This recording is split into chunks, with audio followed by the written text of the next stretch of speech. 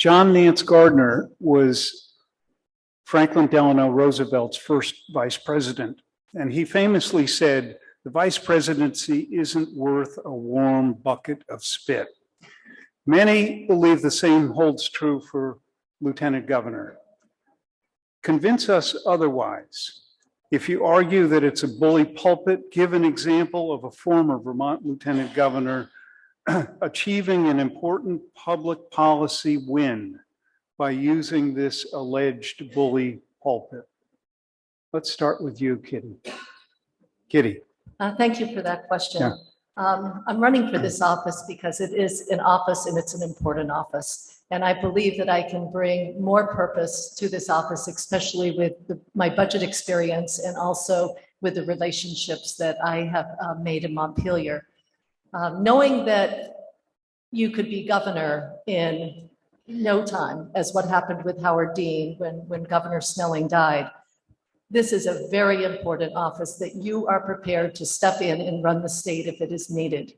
Howard Dean was able to do that, and he also made great purpose out of that office. But the person that I do want to highlight is Madeline Kunin, when she was Lieutenant Governor of the state of Vermont. She was the trailblazer for women. She was the voice for women, and she created the path for us. She never had a quiet office holder, whether she was in the House of Representatives or when she was governor or when she was lieutenant governor or when she was an ambassador. And we could always count on that strong voice to help women move forward. Thanks. Patricia? Yeah, thank you. So could you repeat the question just one more time? I'm sorry. Sure. Actually, no, I remember. Okay. So there are two primary roles to the office of Lieutenant Governor. I'm sure many of you sitting in this room know that. One is to preside over the Senate, and the other is to step in if need be for the governor. When it comes to stepping in for the governor, I have led an organization in this state for 10 years where I have increased the budget by 130%. I've allocated federal funding very effectively. And on the other side, presiding over the Senate, breaking a tie, supporting the senators and passing legislation, of course, is very important. Outside of that, the real question is, and then what? What do you do? What's the rest? I see myself as uniquely qualified for this position because what I think the rest of this office can be is exactly what I've been doing for the last 10 years.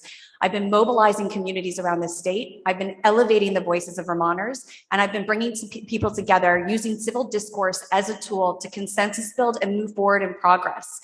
I would use that. I would use these skills that I've built over the last 10 years and apply them to the office of the Lieutenant Governor. Thanks. David? Well, a couple of things I will say. As Lieutenant Governor, some of the work I did I will describe, and I would continue to do that with even more vigor.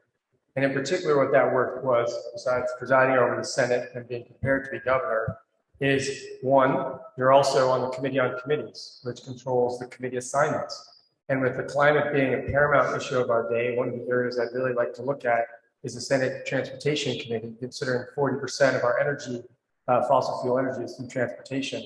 And we've historically sort of used that committee as a traditional paving kind of committee. And I think we need a little more energy, a lot more energy, looking at climate issues on the Transportation Committee.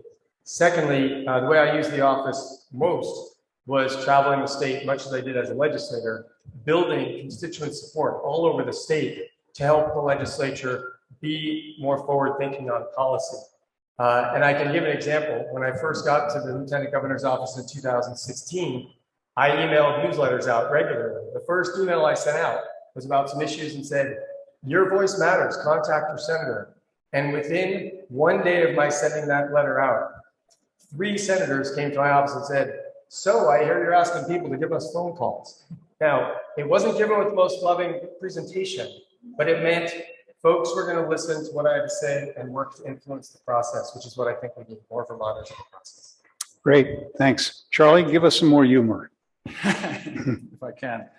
When I decided to run for Lieutenant Governor, it was really to take one issue that I've been working on in the legislature for the last 6 years, and that's on workforce development.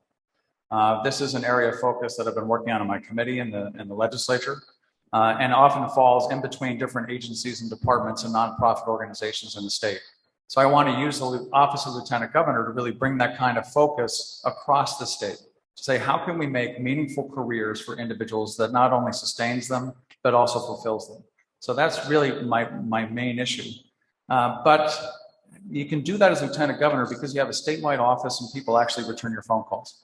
And you can try to shape the policy and government between what the executive branch is doing, what the legislative branch is doing, and then what those institutions are doing. So that's how I really envision using it then.